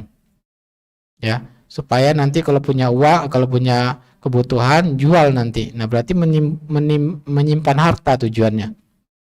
Ya, maka perhiasan pun termasuk emas. Maka lebih baik ya sebaiknya dikeluarkan. Khawatir ya, termasuk karena zakat ini masalah yang merupakan hal pokok dalam Islam. Rukun keberapa zakat, ibu-ibu masih ingat? Rukun Islam keberapa zakat? Nah, rukun keberapa? Kedua, keempat, atau kelima? Kan 6, nggak ada rukun Islam kan. Rukun Islam yang ketiga, ya, yaitu syahadat, sholat, dan zakat. Menunjukkan begitu ya, begitu pentingnya seorang muslim untuk melakukannya. Hati-hati dalam masalah zakat. Bahkan diperangi oleh Abu Bakar orang yang tidak membayar zakat. Dosanya dosa besar. Allah akan bakar orang tersebut nanti di hari kiamat dengan hartanya itu dipanaskan, disetrikakan ke jidat, lambung, dan punggungnya. Auzubillah min dzalik. Maka sebaiknya kalau dah khawatir niat untuk ya menjaga harta, maka niatnya bukan untuk dipakai ya. Wallahu ta'ala. Assalamualaikum Ustadz, saya sering menemui orang-orang yang mengaku sudah berhijrah. Kenapa mereka bermudah-mudahan berhutang di lembaga keuangan syariah dengan alasan yang penting tidak riba, padahal berhutang bukan untuk kebutuhan pokok? Apakah memang boleh seperti itu, Ustadz? Syukran atas pencerahannya, Ustadz. Ya, apakah betul bermudah-mudahan utang? Ya, salah. Yang betulnya itu kita menjaga dari berhutang, bahkan berlindung dari berhutang. Rasulullah SAW selalu berdoa, ya, meminta kepada wa an ghalabati ad-dain, berlindung pada Allah dari hutang yang tidak bisa terbayar. Kemudian juga Rasulullah SAW mengatakan la tukhifu anfusakum ba'da amniha. Jangan kalian berikan rasa takut pada diri kalian, jiwa kalian setelah Allah berikan rasa tenang. Nah, kalau kita perhatikan, ya anjurannya, adabnya tidak boleh bermudah-mudahan dalam berhutang. Nah, ini harus dipahami seorang muslim. Ya, maka nasihat bagi saya dan kita semua, kalau berhutang itu hukum asalnya boleh, tapi untuk kebutuhan pokok dan kita mampu untuk membayarnya dan memiliki harta sebagai jaminan kalau nanti kita meninggal, maka harta itu yang akan sebagai membayar hutangnya. Nah, ini adab-adabnya. Karena Nabi pun berhutang untuk kebutuhan pokok, beli makanan pokok. Beliau pun menggadaikan baju besinya, sehingga ya pasti akan terbayarkan hutangnya dengan baju besi tersebut. Maka ini yang harus diperhatikan seorang. Memang banyak realitanya yang kita jelaskan dari tadi, Ibu. Banyak kaum muslim itu tidak mengerti dengan syariat Islam. Beli handphone, kenapa beli handphone iPhone? Wah, biar keren, ya. Padahal kredit, ya. iPhone dengan cara kredit. Padahal dengan harga handphone 2 juta, 1 juta sudah terpenuhi kebutuhannya. Tapi memaksa akhirnya beli iPhone dengan cara kredit. Nah, ini yang termasuk ya, tidak beradab, ya. Berarti bermudah-mudahan dalam berhutang. Wallahu ta'alam. Jadi nasihat bagi saya dan kita semua, hendaknya kita ya kalau memang harus terpaksa berhutang, tadi ada adabnya dan terhindar dari hutang yang tidak mampu kita bayar. Wallahu ta'alam. Assalamualaikum Ustadz, izin bertanya, jika saya sudah mengetahui kalau atasan saya melakukan korupsi dan atasan saya sering mentraktir Ustadz, apakah makanan yang saya makan tidak berkah Ustadz? Mohon pencerahannya Ustadz. Terima kasih Ustadz. Masya Allah, banyak banget Ustadznya ya. Baik, nah atasan ini pada hukum asalnya Ibu, ya, selalu para ulama kita mengatakan yang haram itu bagi orang yang melakukannya, bagi dia haram. Dan atasan ini juga ada pekerjaan yang halal, maksudnya ya gaji yang halal dari pekerjaannya. Maka hukum asalnya kita bermuamalah dengan orang yang bercampur hartanya antara halal dan yang haram itu boleh saja. Maka boleh kita nerima traktirannya selama tidak menyebabkan bisa mengakibatkan tolong menolong dalam dosa. Bagaimana contohnya? Padahal atas ini sudah mengatakan, wah saya baru dapat ini dari kasih dari orang, atau habis ini uang ini nih saya berhasil ini ya membuat cara supaya kita bisa makan-makan. Memang disebutkan dari hasil korupsi. Nah kita diajaknya makan. Nah ini khawatir kita malah membantu dia, nanti makin semangat dia bikin korupsi. Nah, maka ini haram kita untuk menerima traktirannya. Jelas ya perbedaannya. Nah, hukum asalnya pada awalnya boleh, tapi kalau memang menyebabkan kita tolong menolong atau menyebabkan dia tidak bertobat, ya malah dia menjadi alasan, kamu bilang ini haram tapi ikut juga makan traktiran saya. Ya, gimana sih kamu? Nah, akhirnya dia tidak bertobat. Maka dengan demikian hendaknya kita menghindari. Wallahu ta'ala alam.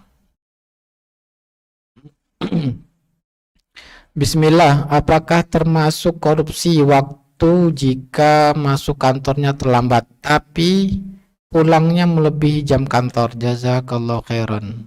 Ya tanyakan kepada tempat pekerjaan, bisa nggak saya menggantinya di waktu lain? Kalau kata perusahaan boleh, berarti ya berarti impas istilahnya, tidak korupsi berarti. Wallahu taala.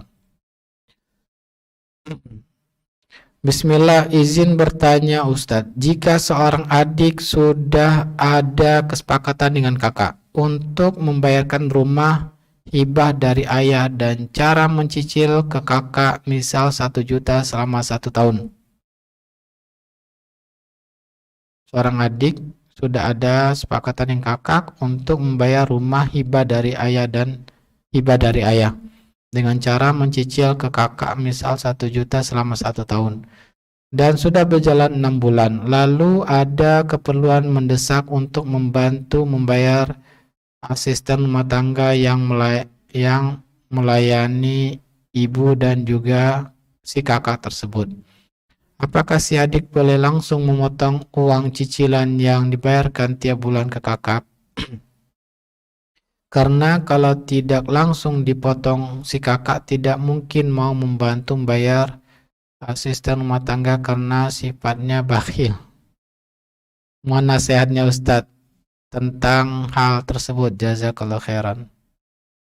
Ya, jadi maksudnya bisa nggak uang 1 juta cicilan ke kakak itu kita jadikan saja ya, dipotong sebagian untuk asisten rumah tangga untuk kebutuhan ibu dan kakak.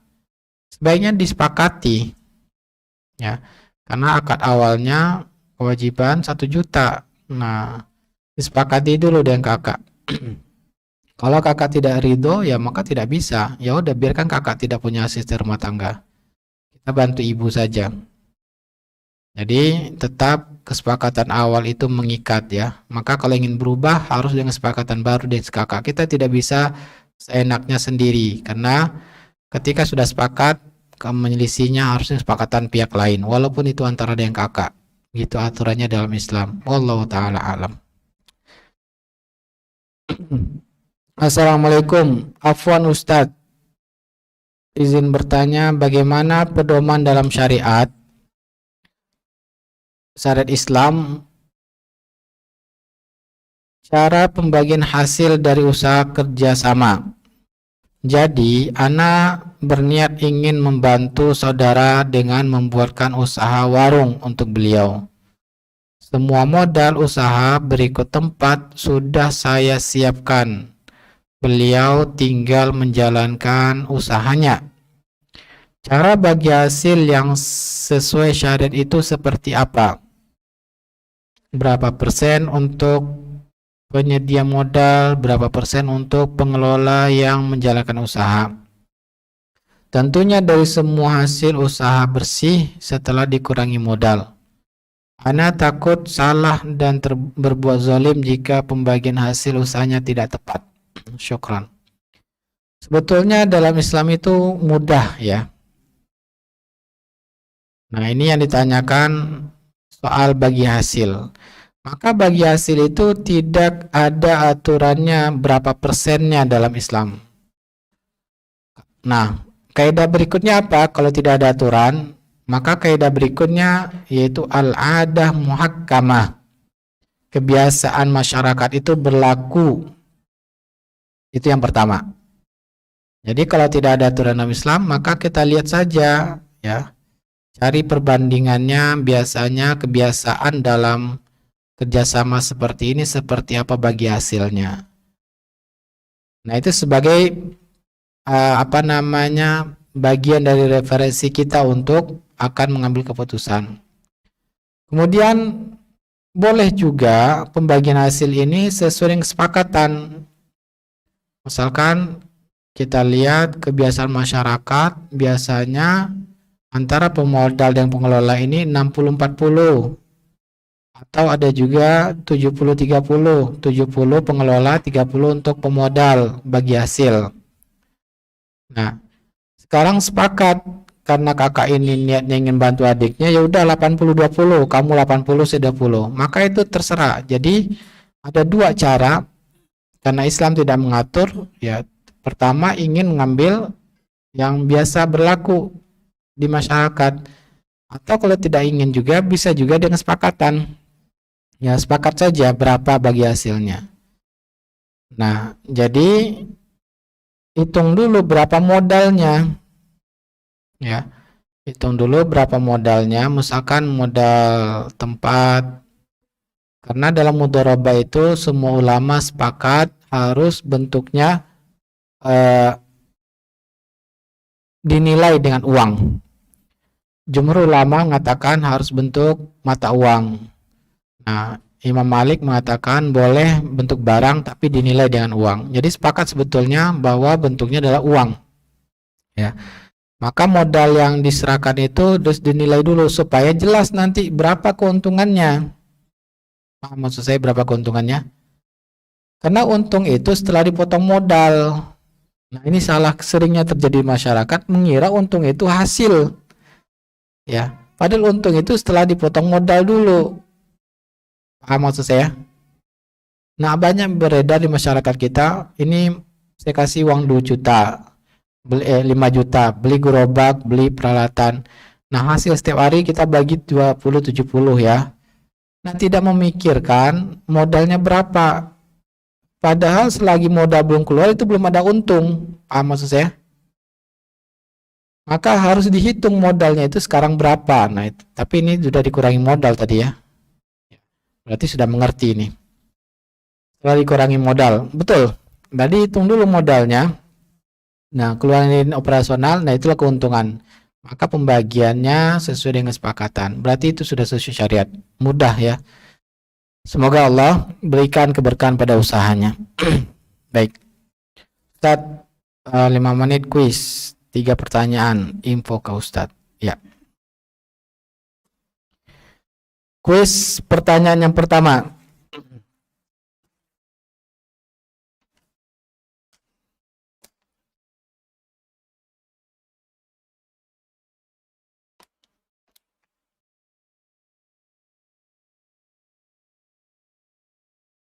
Sebutkan pengertian dari korupsi. Silakan, Ibu.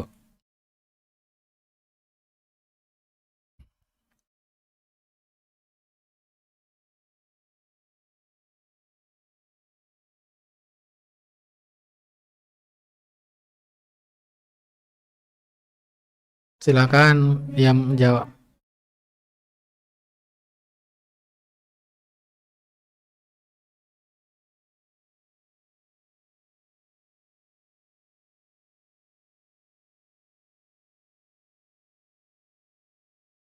Ada yang menjawab?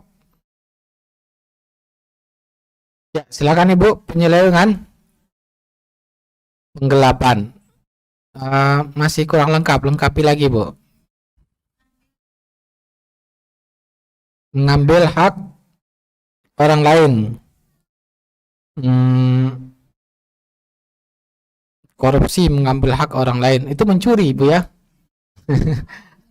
Kurang tepat. Masya Allah. Nah, itu yang jawaban yang tepat. Yang terakhir, siapa Ibu? Siapa yang terakhir? Nah, itu mendapatkan hadiah. Ya. Yang kedua, pertanyaannya.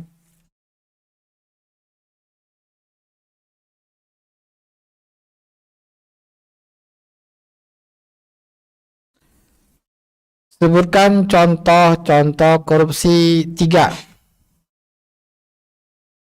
Sebutkan 3 contoh korupsi.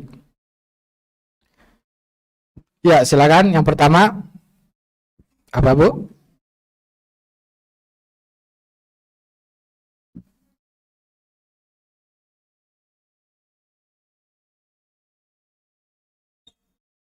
Apa?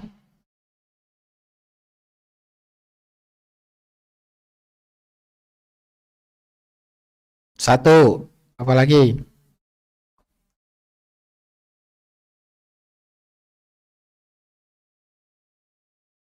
Dua. Satu lagi.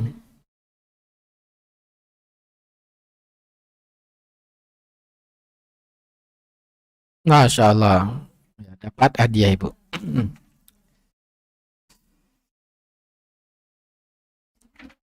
Yang terakhir, ya hadiahnya siapa yang mendapatkan, maka dengan syarat bisa menjawab pertanyaan, sebutkan dalil haramnya korupsi. Silakan.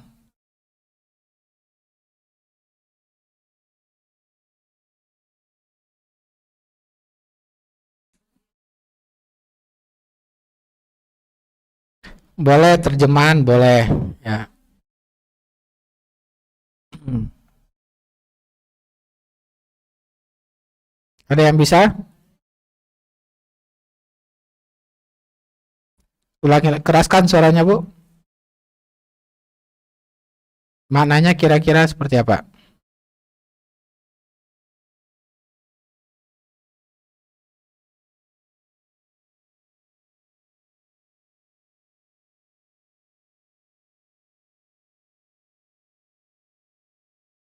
Keraskan lagi suaranya, Bu. Afwan. Suaranya dikeraskan lagi. Kurang terdengar.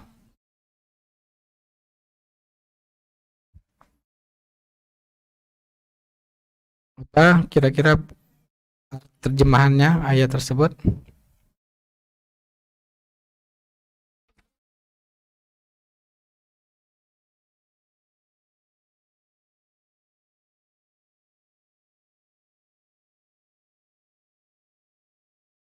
Masya Allah. Ya, Ibu yang berhak mendapatkan hadiah yang terakhir ya.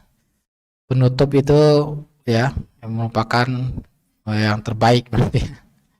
Semoga kita semua selalu diberkahi Allah Ta'ala, diberikan ilmu manfaat, dan dimudahkan untuk mengamalkan, dan Allah berikan istiqomah bagi kita untuk terus menjalankan syariat Allah sampai meninggal dunia ini. Kita tutup dengan doa kafaratul majelis. Subhanakallahumma bihamdika asyhadu an la ilaha illa anta astaghfiruka wa atubu ilaik. Assalamualaikum warahmatullahi wabarakatuh. Bismillahirrahmanirrahim.